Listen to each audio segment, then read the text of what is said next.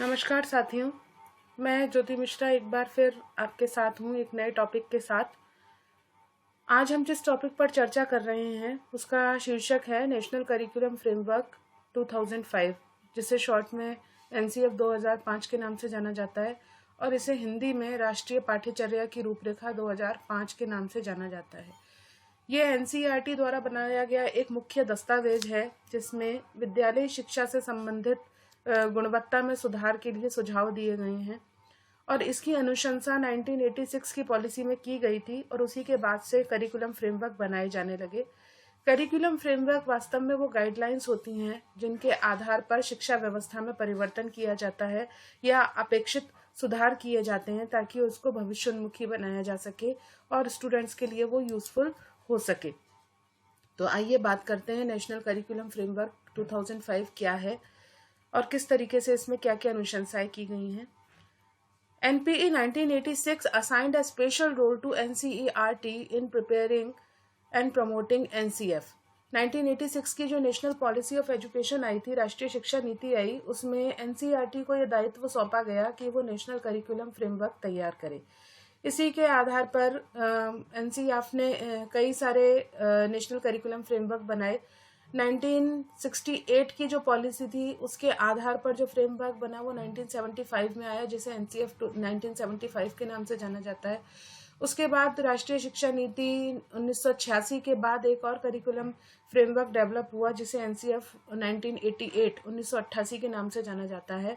और इसके बाद में प्रोग्राम ऑफ एक्शन जो 1992 में आया था 1986 की पॉलिसी का, उसके बाद जाकर सन 2000 में एक और करिकुलम फ्रेमवर्क डेवलप किया गया एनसीएफ 2000 और वर्तमान में जो अभी करिकुलम चल रहा है वो एनसीएफ 2005 है। तो इस प्रकार एनसीईआरटी द्वारा अब तक कुल 4 नेशनल करिकुलम फ्रेमवर्क बनाए गए हैं जो 1975, 1988, सन 2000 और सन 2005 में बनाए गए। 1993 में Yashpal committee in 1993 Yashpal committee gave a report named the Learning Without Burden, in which it was observed that learning become a burden on children and source of stress for children and their parents। 1993 में Yashpal committee की report जो थी वो learning without burden के नाम से एक report आई और यशपाल कमेटी ने दी। इसके जो चेयरमैन थे वो प्रोफेसर यशपाल थे, जो जाने माने शिक्षाविद और वैज्ञानिक थे। और उन्होंने अपने इस रिपोर्ट में एक अवलोकन किया और ये पाया कि शिक्षा का जो वर्तमान व्यवस्था है वो बच्चों के ऊपर और पेरेंट्स के ऊपर एक तरीके से एक बोझ की तरह है और उससे वो बहुत तनाव और स्ट्रेस महसूस करते हैं। तो शिक्षा व्यवस्था में सुधार होना या कुछ परिवर्तन लाना ज़रूरी है ताकि बच्चे लर्निंग को एक बोझ ना समझे, बर्डन ना समझे और उसकी वजह से किसी तरह के स्ट्रेस में ना आए। After the report NCERT decided to revise the NCF. National Steering Committee was established under the chairmanship of Professor Yashpal in 2004. जो प्रोफेसर यशपाल जिन्होंने लर्निंग विदाउट बर्डन जो दिया था रिपोर्ट, उसी के जो चेयरमैन थे उन्हीं को 1993 की पॉलिसी के बाद एनसीईआरटी ने ये डिसीजन लिया कि एक एनसीएफ बनाया जाए जिससे हम अपनी इस शिक्षा व्यवस्था में कुछ परिवर्तन लाएं। और उन्होंने सन 2000 में एक नेशनल स्टीयरिंग कमेटी का गठन किया और इसके जो चेयरमैन बनाए गए वो भी प्रोफेसर यशपाल को ही बनाया गया। The NCF was approved by central advisory board on education in September 2005। Earlier, the National Council of Education Research and Training, that is NCERT, in India has published 3 national curriculum frameworks in 1975, 1988 and 2000। ये बात हम पहले कर चुके हैं कि अब तक NCERT ने कुल 4 NCF दिए हैं, जिसमें से एक 1975 में था, दूसरा 1988 में था, फिर सन 2000 में आया और अब जो है वो 2005 का जो नेशनल करिकुलम फ्रेमवर्क है उसकी बात की जाती है। NCF highlighted many new concerns and issues related to all stage of schooling। इन्होंने विद्यालय शिक्षा और स्कूलिंग से रिलेटेड जितने भी कंसर्न्स थे, जितने भी मुद्दे थे, उन सबको हाईलाइट करके और उन सब में सुधार करने की बात पर फोकस किया। तो आइए बात करते हैं वास्तव में एनसीएफ का मुख्य पर्पस क्या था, क्यों एनसीएफ लाने की ज़रूरत पड़ी। तो इसका पहला रीज़न जो था वो था to uphold values enrich in constitution of India. भारतीय संविधान के अंदर जो भी मूल्य दिए गए हैं उन सबका विकास किया जाए।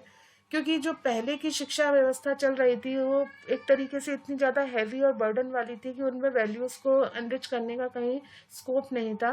तो कॉन्स्टिट्यूशनल वैल्यूज़ को अपहोल्ड किया जाए, पहला पर्पज़ ये था। दूसरा था करिकुलम लोड को कम किया जाए, बुक्स को कम किया जाए, क्योंकि अगर बुक्स का बोझ या बस्ते का बोझ बच्चे के ऊपर ज़्यादा होगा तो वो फ्री एनवायरनमेंट में रहकर लर्निंग कैसे कर पाएगा। तो रिड्यूस टू करिकुलम लोड ये सेकंड पर्पस था। इसके बाद उन्होंने जो बात की वो की to ensure quality education for all, गुणवत्तापूर्ण शिक्षा सभी को उपलब्ध कराई जा सके। इसी के बाद जो शिक्षा का अधिकार अधिनियम था वो लागू किया गया था सन 2009 में। तो गुणवत्तापूर्ण शिक्षा की बात एनसीएफ में कही गई। और नेक्स्ट जो इनका पर्पस था वो था to initiate certain systemic changes. जो एजुकेशन सिस्टम है उस एजुकेशन सिस्टम में हर एस्पेक्ट से रिलेटेड चेंजेस होने चाहिए। वो टीचिंग लर्निंग प्रोसेस से रिलेटेड हो, चाहे असेसमेंट से रिलेटेड हो, चाहे क्लासरूम एनवायरनमेंट से रिलेटेड हो, या मैनेजमेंट एडमिनिस्ट्रेशन से रिलेटेड हो।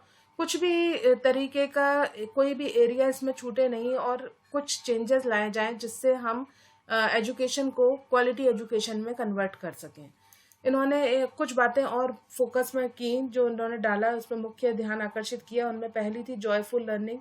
जो लर्निंग विदाउट बर्डन जो था उनका डॉक्यूमेंट उस पर आधारित थी कि एजुकेशन में जो लर्निंग हो वो एक बोझ की तरह ना हो, जॉयफुल एनवायरनमेंट प्रोवाइड कराया जाए स्टूडेंट को, जो वो लर्निंग करें वो जॉयफुल लर्निंग हो। और जॉयफुल लर्निंग जब होगी तो उनकी एजुकेशन अपने आप क्वालिटी एजुकेशन होगी, क्योंकि लर्निंग स्टेबल होगी। कि जब मेंटल और फिजिकल हेल्थ सही होते हुए बच्चा किसी चीज़ को सीखता है तो उसकी वो लर्निंग बहुत इफेक्टिव होती है। इसी चीज़ को ध्यान में रखते हुए जॉयफुल लर्निंग का कॉन्सेप्ट एनसीएफ 2005 में दिया गया। Next, to form a sense of self reliance and individual dignity. अपना जो है आत्मसम्मान की भावना और अपने ये व्यक्तिगत सम्मान की भावना को बढ़ावा दिया जाए। और साथ ही साथ चाइल्ड सेंटर्ड अप्रोच, जो बाल केंद्रित शिक्षा है उसको बढ़ावा दिया जाए। जो टीचर सेंटर्ड अप्रोच है उसको हटाया जाए और उसके स्थान पर बालक को केंद्र मानते हुए शिक्षा व्यवस्था में परिवर्तन किया जाए। उसी के अनुसार शिक्षा व्यवस्था, सिलेबस, करिकुलम, सिलेबस के साथ साथ आपका टीचिंग लर्निंग मेथड, स्ट्रेटेजीज, ये सारी चीज़ों में परिवर्तन लाया जाए जो बच्चे के अकॉर्डिंग हो, उसके मेंटल लेवल के अकॉर्डिंग हो, जिससे वो सीखने में सक्षम हो सके। आगे बात करते हैं कि मेन फीचर्स क्या थे एनसीएफ 2005 के।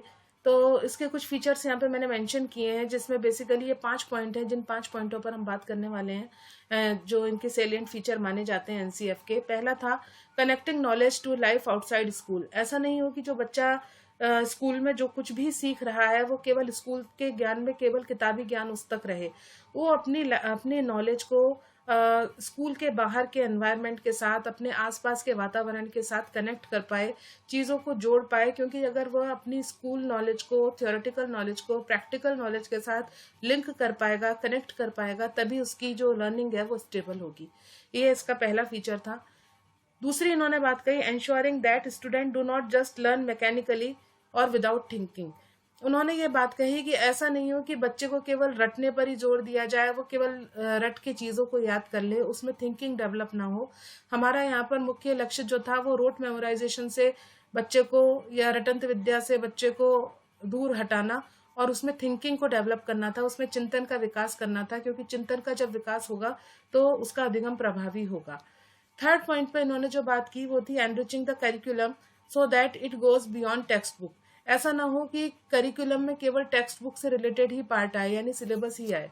इसके अलावा उन्होंने करिकुलम को एनरिच करने के लिए कई सारी एक्टिविटीज़, जिनमें co curricular activities, extra curricular activities, sports, इन सब के बारे में भी प्रावधान रखा, ताकि किताबों से अलग भी बच्चा अपने दैनिक जीवन से कुछ सीख पाए और वो सारी चीज़ें करिकुलम का एक पार्ट हों।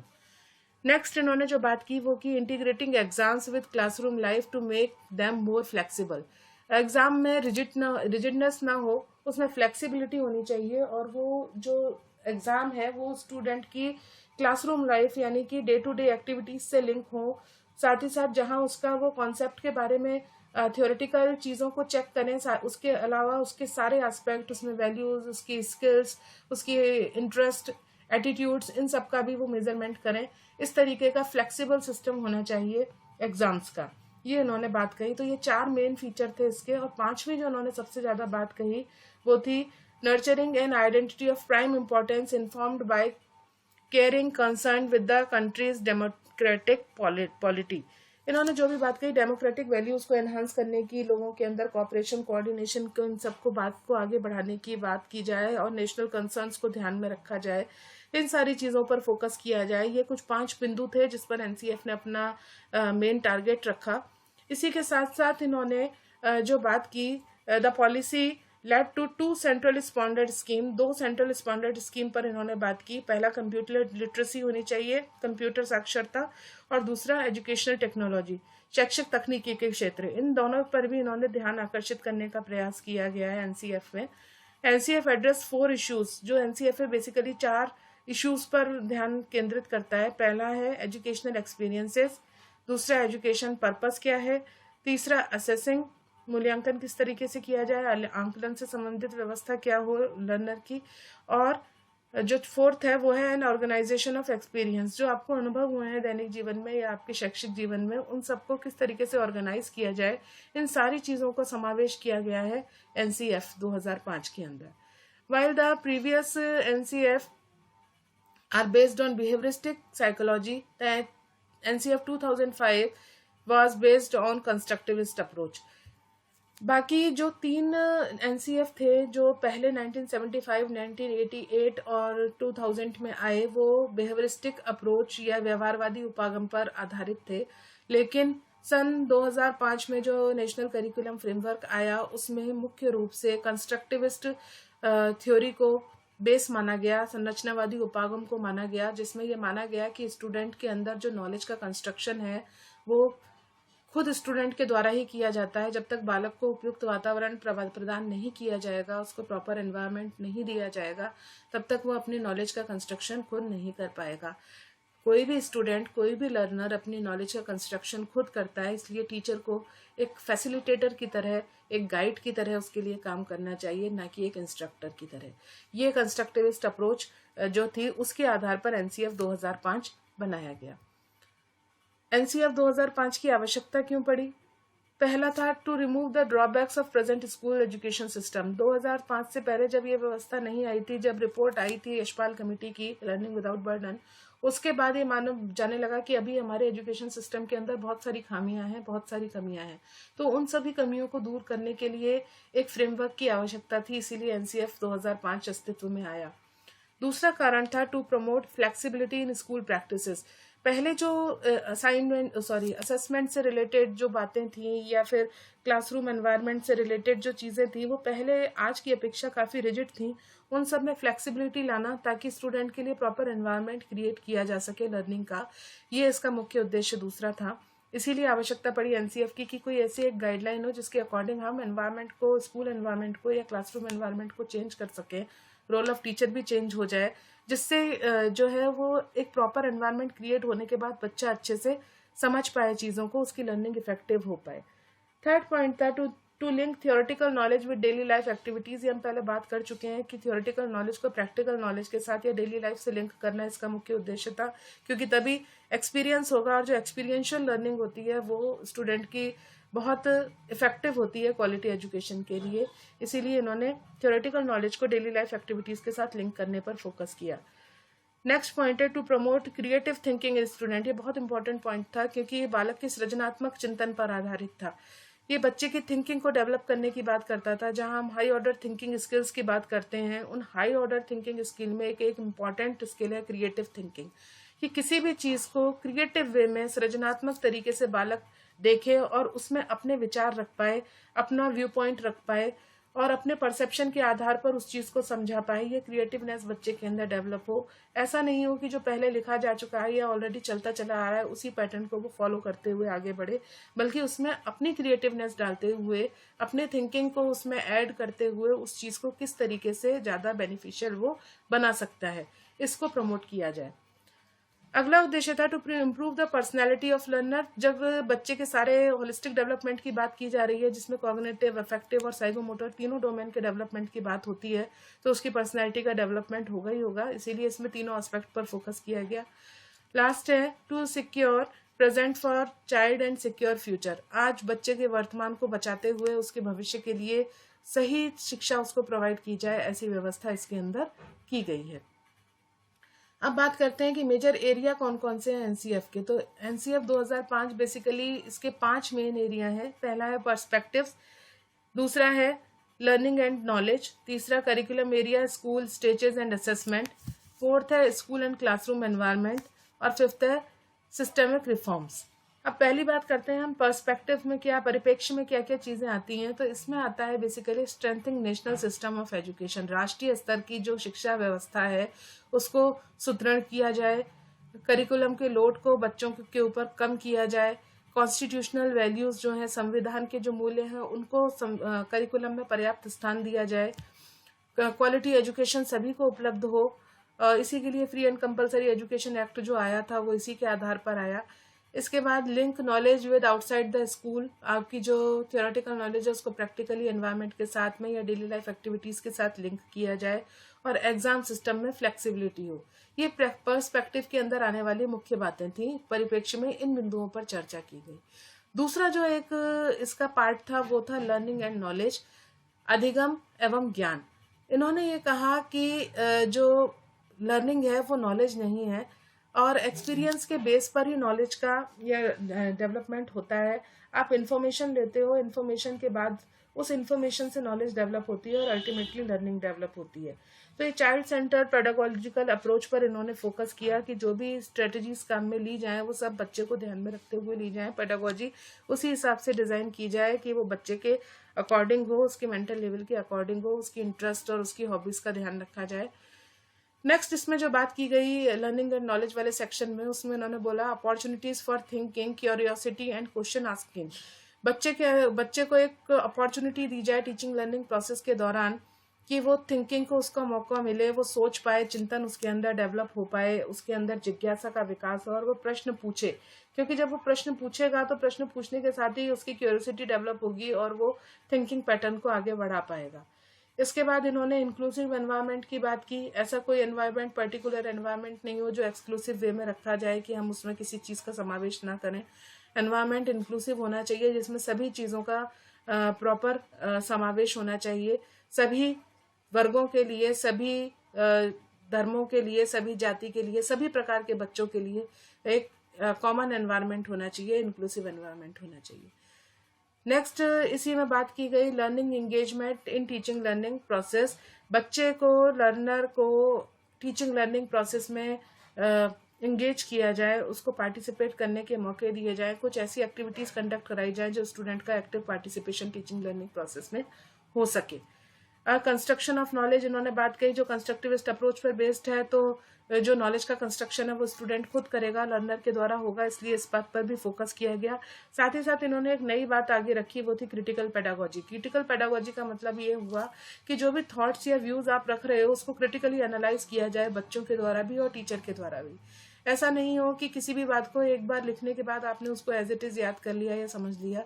आप उसको क्रिटिकली एनालाइज करिए और उसके विभिन्न पक्षों को समझते हुए आगे और आगे उसमें किस प्रकार अध्ययन किया जा सकता है या उसमें क्या क्या एस्पेक्ट हो सकते हैं उस पर बात की जाए। और इसमें टीचर भी अपना रोल प्ले करे, क्योंकि वो स्टूडेंट्स को ऐसे मौके प्रोवाइड करे जिससे बच्चे क्वेश्चन पूछ सकते हैं और वो क्रिटिकली एनालाइज कर पाए चीज़ों को। तो ये कुछ पॉइंट्स थे जो लर्निंग एंड नॉलेज में दिए गए सेक्शन के अंदर। थर्ड सेक्शन जो इसका वो है curriculum areas, school stages and assessment. इसमें जो बात की गई वो बेसिकली इन्होंने कंटिन्यूस एंड कॉम्प्रिहेंसिव इवेल्युएशन की बात की, जो हमने पहले भी पढ़ा है इसी के बारे में कि सीसीई कब आया था, वो उसमें एनसीएफ का बहुत बड़ा रोल था। उसके बाद इन्होंने maths, natural science, social science सबके अलग अलग रिकमेंडेशन दिए। जो सब्जेक्ट में रिकमेंडेशन इन्होंने दिए कि क्या क्या चीज़ें होनी चाहिए, वो हम आगे वाली स्लाइड्स में देखेंगे अभी कि क्या क्या रिकमेंडेशन आए। साथ ही साथ इन्होंने स्ट्रेस को कम करने की बात कही और एजुकेशन को बहुत मीनिंगफुल बनाने की बात कही कि जो आज हम एजुकेशन ले रहे हैं उसका कुछ ना कुछ अर्थ निकले और इस तरीके की शिक्षा दी जाए जो भविष्य के लिए या रोजगार के हिसाब से बच्चों के लिए उपयोगी हो। फोर्थ सेक्शन जो था उसमें स्कूल एंड करिकुलम एनवायरनमेंट की बात की गई कि स्कूल एंड क्लासरूम एनवायरनमेंट की बात की गई कि क्लास का एनवायरनमेंट किस तरीके का होना चाहिए। तो क्लास जो है एनवायरनमेंट जॉयफुल होना चाहिए, पीसफुल होना चाहिए, साथ ही साथ कलरफुल होना चाहिए, क्योंकि बच्चे को, जब छोटे बच्चे को अलग अलग कलर्स दिखेंगे, कलरफुल क्लास दिखेगी या एनवायरनमेंट बहुत हेल्दी होगा, पीसफुल होगा, तो उसका पढ़ने में मन लगेगा। क्लास साइज जो है वो 1:30 से ज़्यादा ना हो, यानी क्लास में एक टीचर के साथ 30 बच्चों से ज़्यादा बच्चे ना हो। Minimum infrastructure and material facilities जो हैं वो सब प्रोवाइड की जाएं। जो मिनिमम इंफ्रास्ट्रक्चर है, स्कूल बिल्डिंग है या फर्नीचर से रिलेटेड, या फिर बच्चों की बेसिक्स से पानी की व्यवस्था या जो कुछ भी चीज़ें हैं वो सब प्रोवाइड कराई जाएं। Providing space to parents and community, जहाँ केवल बच्चों का नहीं, उसके साथ साथ पेरेंट्स और कम्युनिटी का भी इन्वॉल्वमेंट हो, उनके लिए भी कुछ स्पेस प्रोवाइड किया जाए। Discuss other learning sites and resources. Other sites और लर्निंग साइट और रिसोर्सेज में बेसिकली लेबोरेटरी, लाइब्रेरीज और जो अदर रिसोर्सेज हैं वो सारी चीज़ें इसके अंदर आएंगी। तो इनकी भी व्यवस्था स्कूल के अंदर की जाए प्रॉपर एनवायरनमेंट क्रिएट करने के लिए। लास्ट जो पॉइंट था, फिफ्थ जो पॉइंट था, वो सिस्टमेटिक या सिस्टमिक रिफॉर्म से रिलेटेड था। इस पर इन्होंने बात कही कि किस तरीके से प्लानिंग की जाए और मॉनिटरिंग की जाए ताकि क्वालिटी को मेंटेन रखा जा सके, और जो भी नीड है एक प्रॉपर एजुकेशन सिस्टम के लिए उन सबको फुलफिल किया जा सके। Teacher education should focus on developing professional identity of the teacher. Teacher education का मुख्य काम इस तरीके के टीचर्स तैयार करना हो जो प्रोफेशनल आइडेंटिटी रखते हो, जिनको अपने प्रोफेशन के बारे में बहुत अच्छे से जानकारी हो, जिनको एम्स और ऑब्जेक्टिव्स बहुत क्लियर हों कि वो क्या करना चाहते हैं और उनका क्या मेन मोटो है एजुकेशन सिस्टम में, उनका क्या रोल है, वो सारी चीज़ें उन्हें पता होनी चाहिए प्रोफेशनल लाइफ के बारे में। एग्जामिनेशन रिपोर्ट्स जो है उनको रिड्यूस किया जाए, साइकोलॉजिकल स्ट्रेस को, ये इन्होंने बात कही। साथ ही content based testing, problem solving, competency based assessment, इन सब की बात भी इन्होंने कही कि स्टूडेंट को इस तरीके से कॉम्पिटेंट बनाया जाए कि असेसमेंट उसके सभी एस्पेक्ट को ध्यान में रखकर किया जाए, न कि किसी एक पर्टिकुलर एस्पेक्ट को ध्यान में रखते हुए किया जाए। ये कुछ बातें थी जो इसके मेजर एरियाज थे, 5 जो इन्होंने बात कही। ये 5 एरिया बहुत इंपॉर्टेंट है और अक्सर इसमें से प्रश्न पूछे भी जाते हैं कि एनसीएफ के मेजर एरियाज कौन कौन से हैं। तो ये 5 हैं: perspective, learning and knowledge, curriculum areas, school stages and assessment, school and classroom environment और सिस्टमिक रिफॉर्म्स। ये 5 एरियाज जिन पर बात की गई है एनसीएफ में। अब एनसीएफ के आने के बाद क्या शिफ्ट हुआ, क्या चेंजेस आए एजुकेशन सिस्टम में, वो हम बात करते हैं। ये बहुत इंपॉर्टेंट पॉइंट है कि वास्तव में एनसीएफ के आने के बाद पहले और अब में क्या चेंज आया। तो पहले जो थी एजुकेशन वो टीचर सेंट्रिक थी, टीचर होल एंड सोल हुआ करता था एजुकेशन सिस्टम का, और लेकिन एनसीएफ आने के बाद वो लर्नर सेंट्रिक हो गई, चाइल्ड सेंटर्ड अप्रोच काम में ली जाने लगी, बच्चा फोकस हो गया एजुकेशन सिस्टम में। दूसरा इसका जो था वो था स्टेबल डिज़ाइन थी। पहले उसमें कहीं फ्लेक्सिबिलिटी नहीं थी, एक बार जो चीज़ डिसाइड हो गई, जो टाइम टेबल हो गया या करिकुलम फ्रेम हो गया, जो टीचिंग मेथड्स है उन्हीं के हिसाब से पढ़ाया जाना है, कहीं फ्लेक्सिबिलिटी नहीं थी किसी भी चीज़ में। जबकि एनसीएफ 2005 के आने के बाद यह प्रोसेस फ्लेक्सिबल हो गया और बच्चों की नीड्स के अकॉर्डिंग इसमें फ्लेक्सिबिलिटी प्रोवाइड कराई गई। थर्ड था टीचर डायरेक्शन एंड डिसीजन, जो था वो पहले प्राइमरी माना जाता था, जबकि लर्नर का कोई रोल नहीं होता था उसमें, जो टीचर ने बोल दिया वही बात पूरी तरह से सत्य मानी जाती थी। जबकि एनसीएफ 2005 के आने के बाद लर्नर ऑटोनॉमी पर फोकस किया जाने लगा। इसी के साथ टीचर गाइडेंस एंड मॉनिटरिंग जो थी वो पहले ज़्यादा प्रभावी थी कि टीचर जो गाइड करेगा या टीचर जो बोलेगा वो उसकी मॉनिटरिंग जो होगी वही सबसे ज़्यादा इफेक्टिव होगी। जबकि एनसीएफ के बाद उसका रोल बहुत सीमित हो गया, वो इंस्ट्रक्टर की जगह फैसिलिटेटर बन गया, गाइड बन गया, बच्चों को रिसोर्सेज प्रोवाइड कराने के लिए और लर्निंग को एनकरेज करने के लिए वो एक फैसिलिटेटर की तरह काम करने लगा। जहाँ एनसीएफ 2005 से पहले लर्निंग जो थी वो पैसिव थी, और क्योंकि स्टूडेंट का रोल प्राइमरी नहीं था तो पैसिव ही थी क्योंकि टीचर सेंट्रिक थी। जबकि एनसीएफ के आने के बाद एक्टिव पार्टिसिपेशन हो गया स्टूडेंट्स का लर्निंग के अंदर, तो लर्निंग इफेक्टिव हुई। इसके बाद learning with in 4 walls of classroom, पहले ऐसा था कि क्लास के अंदर जो बच्चे को पढ़ा दिया गया बस वही उसकी लर्निंग का पार्ट है, जबकि एनसीएफ में उसको एनवायरनमेंट के साथ जोड़ा गया और सोशल कॉन्टेक्स्ट में बात की जाने लगी कि ऐसा नहीं है कि क्लास में जो बच्चे ने सीखा वही सब कुछ है, उसको सोशल एनवायरनमेंट में फ्री छोड़ा जाए और उसकी नॉलेज को लिंक करने के एनवायरनमेंट के साथ उसको अपनी नॉलेज को लिंक करने की अपॉर्चुनिटीज़ दी जाएं ताकि उसकी नॉलेज और स्टेबल हो सके, उसकी लर्निंग बहुत इम्प्रेसिव हो सके। नेक्स्ट जो बात थी वो knowledge as a given and fixed. ऐसा माना जाता था कि ज्ञान को दिया जाता है, यानी टीचर बच्चों को देता है, ज्ञान देता है, ऐसा माना जाता था। लेकिन एनसीएफ में ऐसी ज्ञान की कोई बात नहीं कही गई है। ज्ञान से रिलेटेड कोई भी पक्ष जो एनसीएफ फोकस नहीं करता, वो ये कहता है ज्ञान का निर्माण बच्चे खुद करते हैं, जब उनको अपॉर्चुनिटीज मिलती हैं, जब उनको प्रॉपर एनवायरनमेंट मिलता है, जब उनको रिसोर्सेज मिलते हैं, तो बच्चों के द्वारा अपने ज्ञान का निर्माण स्वयं किया जाता है। ज्ञान किसी के द्वारा या शिक्षक के द्वारा बच्चों को दिया नहीं जाता। अगली बात जो उसमें थी एनसीएफ 2005 से पहले, वो डिसिप्लिनरी फोकस की बात थी कि आप पर्टिकुलर डिसिप्लिन के ऊपर या पर्टिकुलर सब्जेक्ट से रिलेटेड जो चीज़ पढ़ रहे हैं वही आप उस पर फोकस करेंगे। जबकि एनसीएफ 2005 के बाद ये मल्टी डिसिप्लिनरी अप्रोच आई कि एक सब्जेक्ट पर नहीं बल्कि हमें एक साथ कई सब्जेक्ट को मिक्सअप करते हुए या कोरिलेट करते हुए हमें उन सारी चीज़ों को पढ़ना चाहिए, ताकि एक दूसरे से लिंक करते हुए हम चीज़ों को आसानी से समझ पाएँ। साथ ही साथ पहले जो था वो लीनियर एक्सपोजर था कि एक बार जो बोल दिया गया वही दूसरे से तीसरे, तीसरे से चौथे तक वही इन्फॉर्मेशन जाती थी। जबकि अब मल्टीपल और डाइवर्जेंट एक्सपोजर हो गया, क्योंकि हम हाई ऑर्डर थिंकिंग स्किल को डेवलप करने की बात कर रहे हैं बच्चे के अंदर। तो बच्चे के अंदर ये माना गया कि उसके अंदर मल्टीपल इंटेलिजेंस है, डाइवर्जेंट थिंकिंग होती है, क्रिएटिव थिंकिंग होती है, क्रिटिकल थिंकिंग होती है। तो उसके पास एक्सपोजर बहुत ज़्यादा बढ़ गया, जो पहले नहीं था।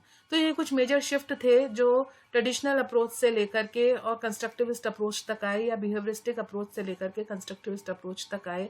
तो एनसीएफ 2005 जो है वो मुख्यतः इन बिंदुओं पर बात करता है, जबकि एनसीएफ 2005 से पहले जितनी भी शिक्षा में व्यवस्था जो थी वो इस प्रकार के इन बिंदुओं पर फोकस करती थी। अब हम आगे बात करते हैं कि एनसीएफ जो हमने पहले कहा था करिकुलम में कि किस सब्जेक्ट में क्या बात करता है। तो सबसे पहले बात करते हैं लैंग्वेज की। तो लैंग्वेज में ये 3 लैंग्वेज फार्मूला को इम्प्लीमेंट करने की बात करता है। 3 लैंग्वेज फार्मूला का मतलब हुआ, एक बच्चे की जो है वो सबसे पहले तो हिंदी फर्स्ट लैंग्वेज जो है उसकी मदर टंग होनी चाहिए। बच्चे को सबसे पहले उसकी मातृभाषा में सिखाया जाना चाहिए। मातृभाषा वो भाषा होती है जिसमें बच्चा अपना बोलना सीखता है, या जनरल टर्म्स को या बोलने की शुरुआत जिन शब्दों से होती है, जिस भाषा में होती है। तो 3 लैंग्वेज फार्मूला में पहली बात की गई मातृभाषा की, दूसरी हिंदी या इंग्लिश में से कोई, और थर्ड लैंग्वेज जो थी वो भी हिंदी या इंग्लिश में से कोई भाषा जो भी आधिकारिक रूप से आप मानी जाए उन पर फोकस किया गया। तो जो हिंदी प्रांत है उनमें मातृभाषा के अलावा जो द्वितीय भाषा है उसे हिंदी और तृतीय भाषा अंग्रेजी को माना गया। इसी तरीके से जो नॉन हिंदी एरियाज हैं उनमें द्वितीय भाषा अंग्रेजी को और तृतीय भाषा हिंदी को माना गया। इस तरीके से हिंदी या संस्कृत जो भी है वो माने गए। इन्होंने मदर टंग के ऊपर ज़्यादा फोकस किया कि आपको अगर बच्चे को इंस्ट्रक्शन देने हैं, अगर आपको बच्चे को सिखाना है तो आपको उसकी मातृभाषा में सिखाना चाहिए, क्योंकि बच्चा अगर अपनी मातृभाषा में सीखता है तो वो चीज़ें जल्दी सीख पाता है।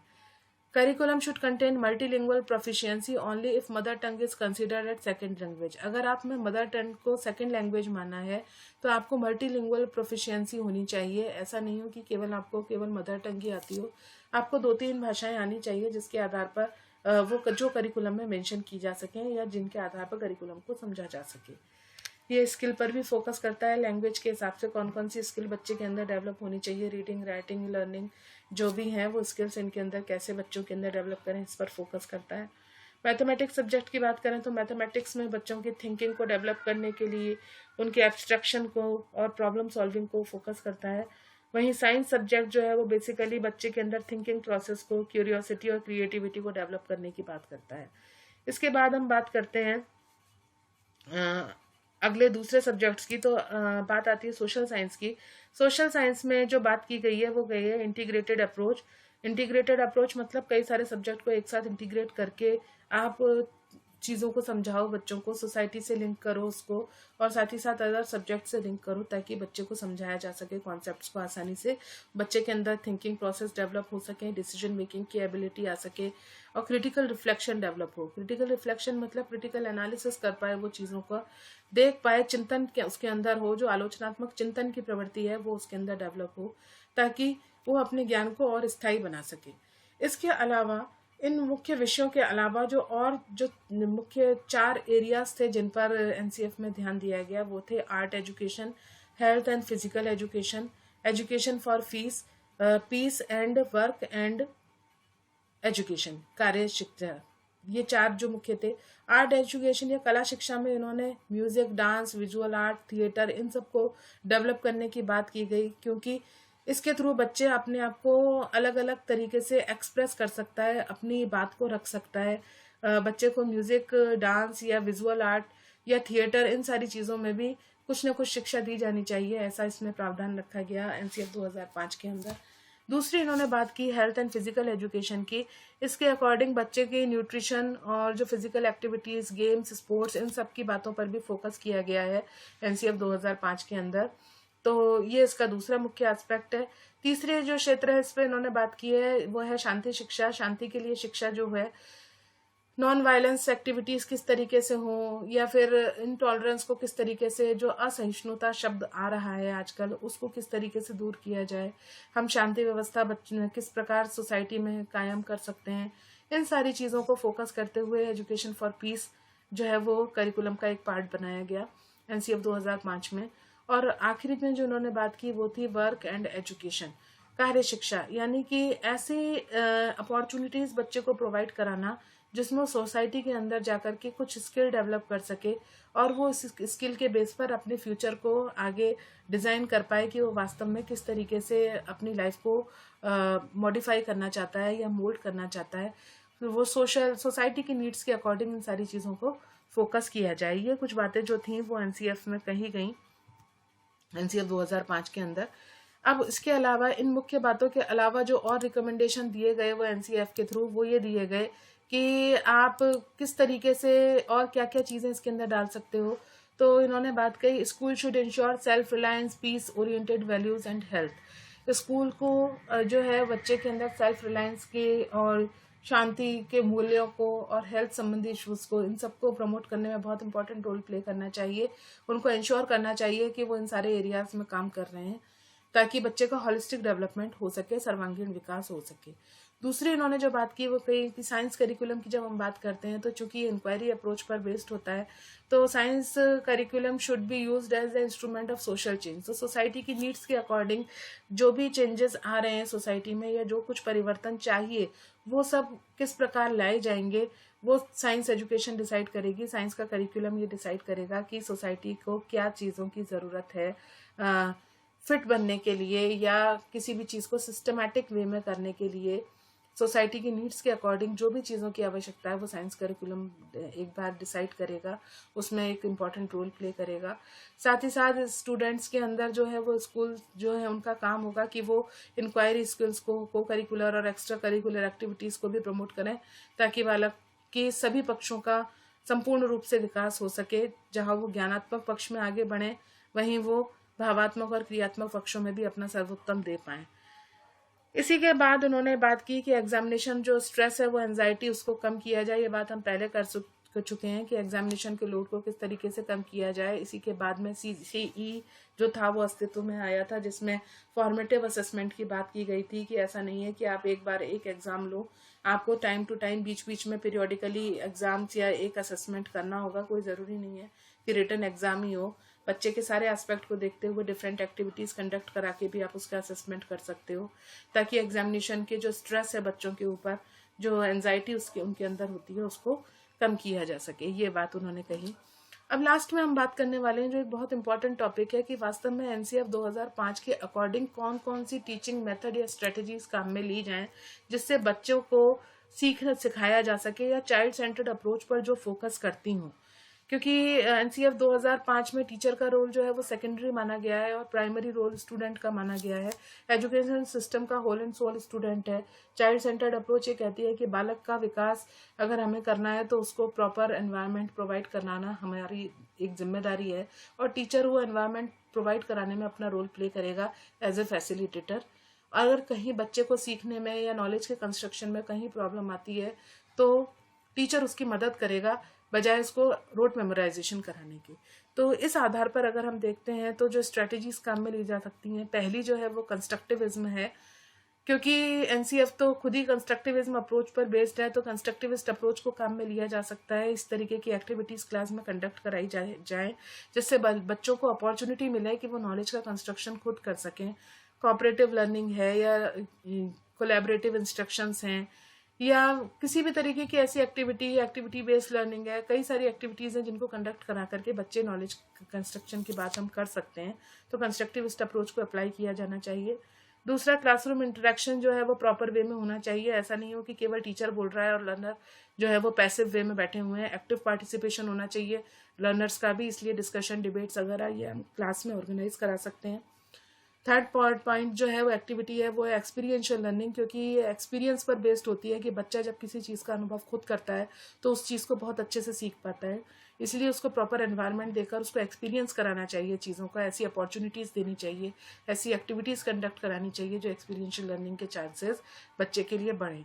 एक्टिविटी बेस्ड लर्निंग होनी चाहिए। डिफरेंट एक्टिविटीज़ के थ्रू जो सीखता है बच्चा वो नॉलेज बहुत स्टेबल होती है। हमने कहा जब किसी काम को हम देखते हैं तो हम कम सीखते हैं, जबकि हम किसी काम को खुद करके देखते हैं तो हम बहुत अच्छी तरह उस काम को सीख पाते हैं। तो इसी का आधार मानते हुए एक्टिविटी बेस्ड टीचिंग कराई जानी चाहिए।